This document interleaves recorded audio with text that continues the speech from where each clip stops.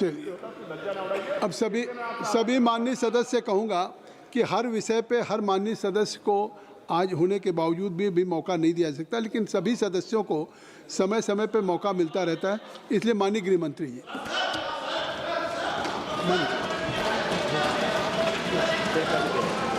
फिर बुलाएंगे। अरे ठीक है, चलो अब मान लो माननीय सभापति महोदय, आज इस महान सदन में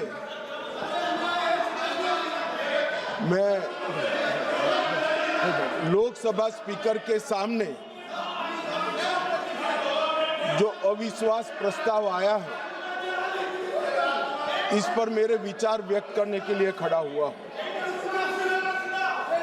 मान्यवर, एक प्रकार से ये जो घटना है वो कोई सामान्य घटना नहीं है। करीब 4 दशक के बाद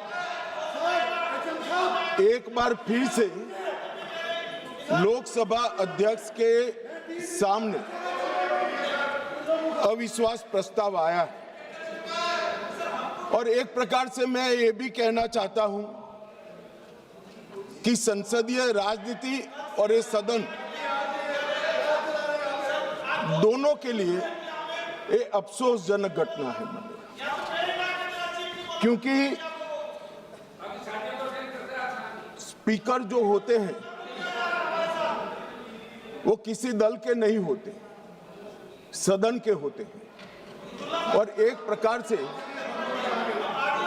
सदन के सभी सदस्यों के अधिकार के वो संरक्षक भी होते हैं।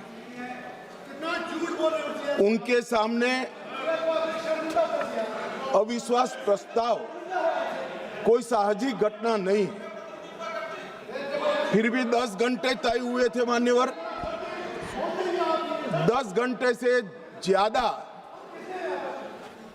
चर्चा हुई है। लगभग 13 घंटे तक सदन इस पर दोनों पक्ष विपक्ष दोनों की ओर से चर्चा की और 42 से ज्यादा सांसदों ने इसमें हिस्सा लिया है। मान्यवर, मैं पूरे सदन को बताना चाहता हूं कि स्पीकर की नियुक्ति जब हुई, अभी के विद्यमान स्पीकर साहब की जब नियुक्ति हुई, तब दोनों दलों के नेता ने एक साथ उनको आसन पर बिठाने का काम किया। इसका मतलब है स्पीकर को अपने दायित्वों के निर्वहन के लिए पक्ष और प्रतिपक्ष दोनों ने एक प्रकार से मुक्त माहौल भी देना है और दायित्वों के निर्वहन के लिए उनका समर्थन भी करना है। मगर आज स्पीकर के निर्णय पर कोई असहमति तो व्यक्त हो सकती है, मगर लोकसभा के नियमों में स्पीकर के निर्णय को अंतिम माना गया है। मान्यवर, इससे विपरीत विपक्ष ने स्पीकर की निष्ठा पर सवालिया निशान खड़ा किया और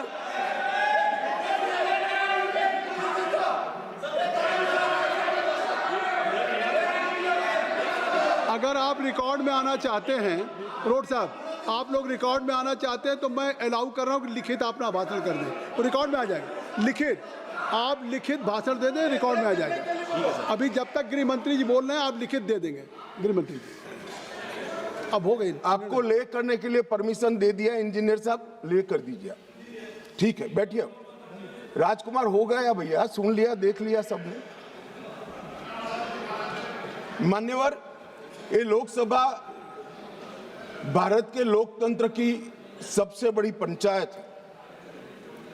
और न केवल भारत, दुनिया भर में हमारी लोकतंत्र की एक साख बनी है, प्रतिष्ठा बनी है और पूरी दुनिया ये लोकतंत्र की प्रतिष्ठा को स्वीकार करती है। जब इस पंचायत के मुखिया पर, इसके अभिभावक पर, उसकी निष्ठा पर सवालिया निशान लगता है तो केवल देश में नहीं, पूरी दुनिया में हमारी लोकतांत्रिक प्रक्रिया पर सवाल खड़े होते हैं। इसलिए आमतौर पर कभी स्पीकर के सामने अविश्वास प्रस्ताव नहीं आता है। चैम्बर में जाकर उनसे बात हो सकती है। स्पीकर दोनों दल को एक सदस्यों की संयुक्त बैठक भी बुलाते हैं, उसमें मध्यस्थता भी करते हैं और सारे इश्यू रिजॉल्व होते हैं। मगर यहां अजीब दृश्य खड़ा हुआ है। चैम्बर में जाते हैं तो स्पीकर साहब की सुरक्षा को चिंता और न हो, इस प्रकार का माहौल खड़ा कर दिया जाता है। इससे शर्मनाक कोई चीज नहीं हो सकती। अब किस प्रकार की व्यवस्था चाहते हैं? स्पीकर का पद पार्टी से ऊपर उठाकर संविधान ने स्पीकर के पद को एक प्रकार से मध्यस्थी की भूमिका में रखा है। आपने मध्यस्थता करने वालों पर ही शंका के सवाल उठा दिए।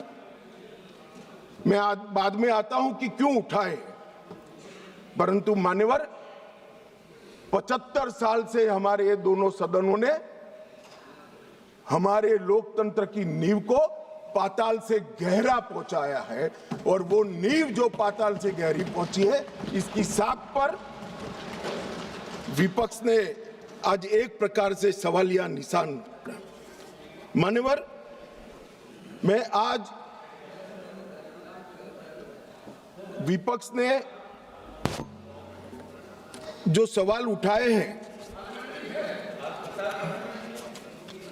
उस पर भी बाद में बात करूंगा, मगर मैं पहले कहना चाहता हूं, मान्यवर, हमारा जो स्पिरिट है और जो इस सदन का एक प्रकार से इतिहास भी है, सदन आपसी विश्वास से चलता है। पक्ष और विपक्ष दोनों के लिए सदन के स्पीकर जो होते हैं वो कस्टोडियन होते हैं, मगर उनको लोकसभा कैसे चलानी, इसीलिए इसी लोकसभा ने कुछ नियम बनाए हैं। हम हमारे अधिकार के लिए बात कर सकते हैं, हम भी कर सकते हैं, विपक्ष के मित्र भी कर सकते हैं, मगर ये सदन कोई मेला नहीं है। सदन के अंदर सदन के चलाने के नियमों के अनुसार खड़ा होकर बोलना पड़ता है। मानिए, जो सदन के नियम परमिट नहीं करते हैं उस हिसाब से बोलने का किसी को अधिकार नहीं है, कोई भी हो इसको अधिकार नहीं।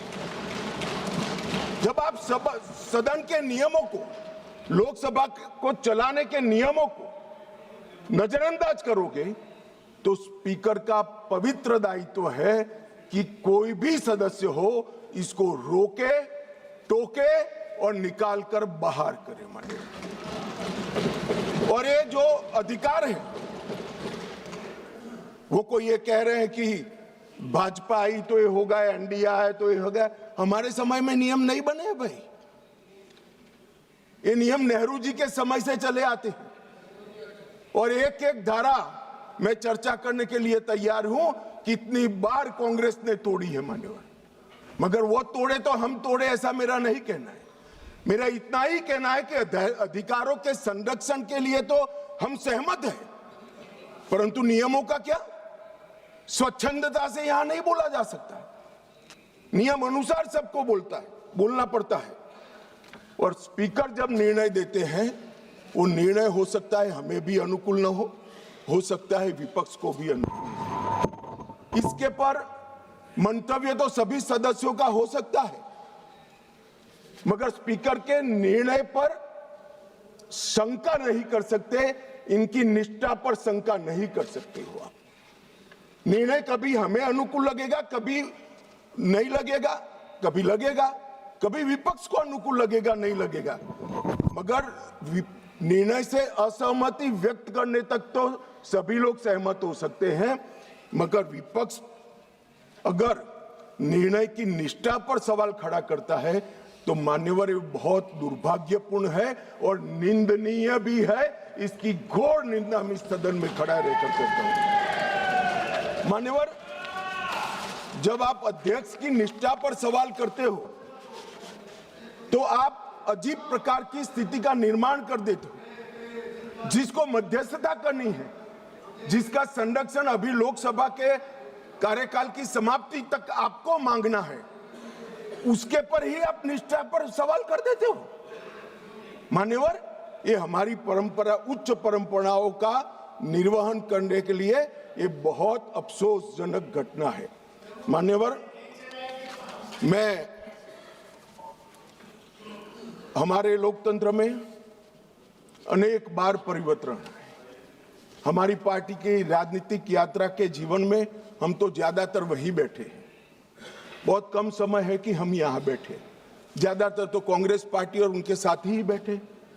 हम भी विपक्ष में रहे, मगर 3 बार लोकसभा के स्पीकर पर अविश्वास का प्रस्ताव आया। भारतीय जनता पार्टी और एनडीए कभी विपक्ष के में रहते हुए लोकसभा स्पीकर पर अविश्वास का प्रस्ताव नहीं लाए।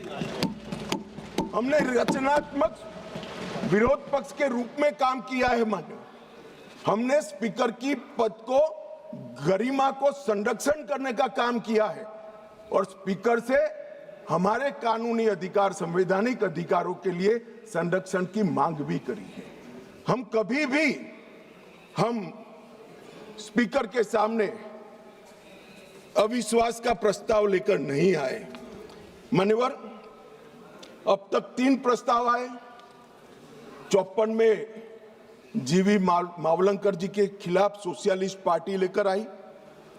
66 में सरदार हुकम सिंह जी, जो तत्कालीन लोकसभा के अध्यक्ष है, उसके सामने समाजवादी पार्टी लेकर आई और 87 में श्री बलराम जाखड़ के खिलाफ कम्युनिस्ट पार्टी ऑफ इंडिया लेकर आई। और ये सारे कमोबेश आज किसके साथ बैठे हैं?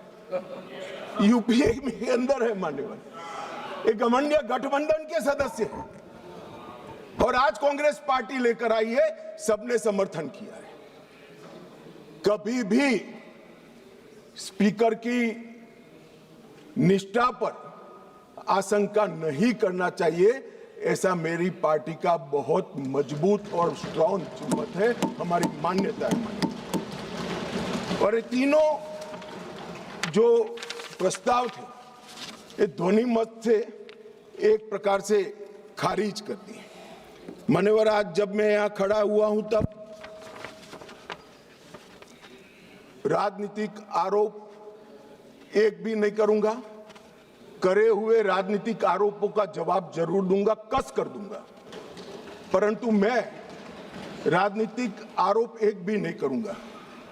मान्यवर, हम सब स्पीकर के महत्व को जानते हैं। लोकसभा के अध्यक्ष विधायी न्यायशास्त्र के सर्वोच्च न्यायाधीश होते हैं। उनके कार्यवाही के बारे में करे हुए फैसलों में सर्वोच्च अदालत भी दखल नहीं कर सकती। मान्यवर, ये प्रोटेक्शन उनको संविधान ने दिया हुआ है और वो इसलिए दिया है कि स्पीकर निर्भीक रूप से अपना काम कर सके और अध्यक्ष का प्रथम कर्तव्य होता है कि व्यवस्था और शिष्टाचार को बनाए रखना। दूसरा कर्तव्य है सभी को मौका देना और न्यायपूर्ण व्यवहार करना। परंतु प्रथम कर्तव्य क्या बताया गया? प्रथम कर्तव्य बताया गया कि यहां पर व्यवस्था और शिष्टाचार बता देना, बनाए रखना। अब शिष्टाचार क्या होता है? शिष्टाचार ये है मान्यवर कि ये लोकसभा, ये सदन चलाने के नियमों के अनुसार चले। अब कोई भी व्यक्ति खड़ा हो जाता है और अपनी मुंसफी से कुछ भी बोलेगा, स्पीकर को बिठा देना पड़ेगा। यहां विषय तय होते हैं मान्यवर।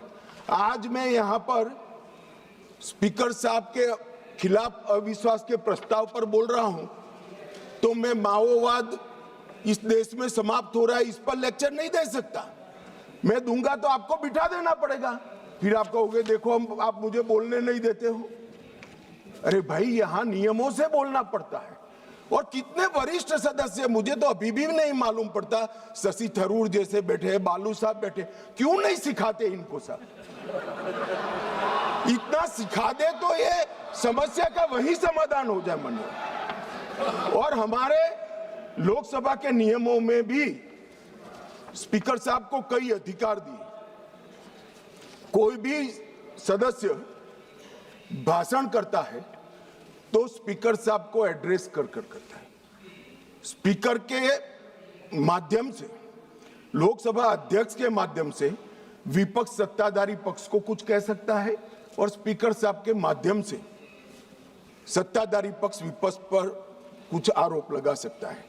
लोकसभा के नियम 351 में 374 अव्यवस्था, अनुशासनहीनता की स्थिति में स्पीकर को चेतावनी करने का अधिकार है, नामित करने का अधिकार है, निष्कासन करने का अधिकार है और निलंबित करने का भी अधिकार है।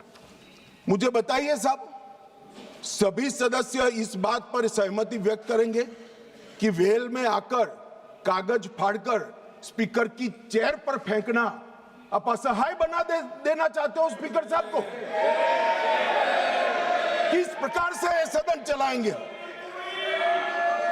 सदन किस प्रकार से चलाएंगे? टेबल पर नाचते हैं। मैं समझ रहा हूं साहब, किसी के एडवाइजर एक्टिविस्ट हो सकते हैं, किसी के एडवाइजर आंदोलनकारी हो सकते हैं, मगर आंदोलन और एक्टिविस्ट को सदन में सदन के नियमों के अनुसार ही चलना पड़ेगा, क्योंकि यहां पर नियम बनाए गए।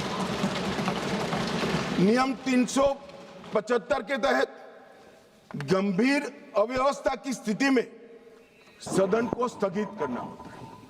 मान्यवर, आप किसी को बोलने ही नहीं दोगे। कितने भी बड़े महत्वपूर्ण मुद्दे हो, खड़े होकर आप विरोध करते रहोगे और प्रधानमंत्री जी की चेयर तक सारे महिला सांसद एकत्रित होकर आ जाएंगे। ये मैं नहीं मानता किसी भी प्रकार से